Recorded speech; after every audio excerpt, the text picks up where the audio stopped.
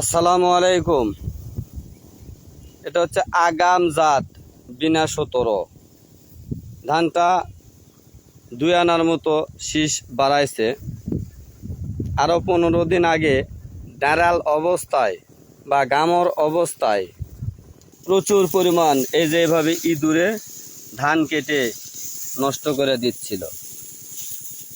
এই হওয়া ধানগুলা ইঁদুরে কাটার কারণে কৃষকের মাথায় হাত পড়ে যায়।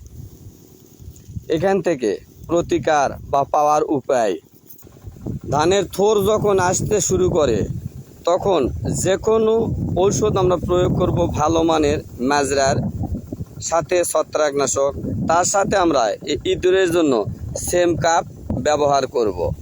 ছত্রাকনাশক হিসাবে এই তারেত ব্যবহার করতে পারি। আগাম ধানের শীষ বাড়ানো অবস্থায় প্রচুর পরিমাণ গান্ডি পোকার আক্রমণ হতে পারে।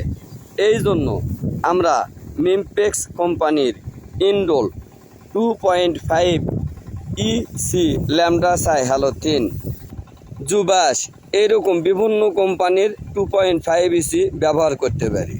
যেহেতু আগাম ধান এবছর স্যাঁতসেঁতে বর্ষাকালের পরিমাণ বেশি, তাই ক্যারেন পোকা অত্যাচার হতে পারে। এই কারণে আমরা ব্যবহার করতে পারি পাইমেট্রেজেন বা নিথেন পাইরাম গ্রুপের সাবা কিংবা আরও অন্যান্য বিভিন্ন কোম্পানির ঔষধ হয়। এই গ্রুপের ঔষধ ক্যারিং পোকার জন্য ব্যবহার করব।